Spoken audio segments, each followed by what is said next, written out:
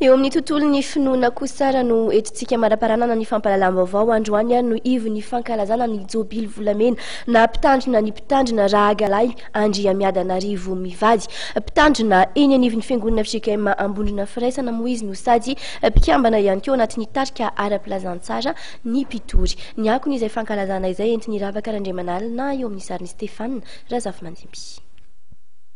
20 taona nanaovana ny iraka amin'ny asa fanomponan'Andriamanitra ny mpitandrina ara-galahy Andriamiadanarivo mivady. Akoatra ny asa amin'ny maha-mpitandrina azy dia manao asa fitoriana amin'ny alalan'ny hira ihany koa ity mpitandrina ity. Ny 12 taona tamin'ireo 12 taona nanaova ny asa fanompona dia nisahana ny asa amin'ny maha-mpitandrina azy teto anivon'ny fiangonana FJKM Ambondrona Firaisana. Raha natomboka ny 17 volana febroary teo ary ny fankalazana ny 15 taona ny tandremana ity mpitandrina ity dia Androany kosa no ivon'ny fankalazana. Androany araka izany no nanolorana ny tsangam-bato ny fankalazana dia ity fiara hita amin'ny sary ity. Androany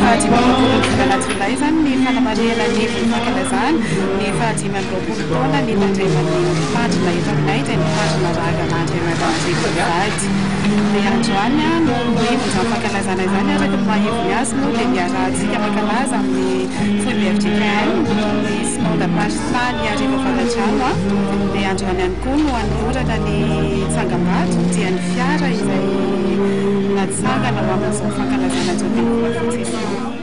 Ny filohan'ny sinodam-paritany arivo avaratrano ny mpitandrina miara Lazara Betokotany no nitarika ny fitaom-pivavahana Androany ary ny filoha nasionaly ny fiangonana FJKM ny mpitandrina Lalaka Sendrasina kosa no nitondra ny tenin'Andriamanitra. Raha niarahana tamin'ny barafohy be ny FJKM ny etsika fanamariana Androany dia irahana amin'ny fiangonana manontolo kosa ny fampivavahana tanterahana amin'ny alahady 18 volana Jolay ho avy izao. Amin'ny faha-efatra ny volana Aogositra ho avy izao kosa no famaranana amin'ny fomba ofisialy ity fankalazana ity. Apasahiviko ianao eto mpamaranana n'izao vaovao izao fa ivoaka rampitsy kosa ny gazety natokana ho an'ny lehilahy moderna dia ny gazety mahery izay ny larana fa 13 sy efajato moa no ivoaka ny amin'ny rehetra mahazatra anao manomboka rampitsy ho anasongadinana trany ny tontolo ara-panatanjahantena na ny avy eto toerana na ny avy any ampitan-dranomasina ihany koa ary eo hatrany ihany koa moa ireo loha-hevitra samihafa izay efa nahazatra an'ireo lehilahy rehetra hatramin'izay le tapitra hatreo ihany koa ary ny vaovao antsika tamin'ity takariva ity ankasitrahako ianao nanaraka izany hatramin'ny farany tompoko lahy sy tompovavy mamefy taonanao manaraka indray filma tompoko.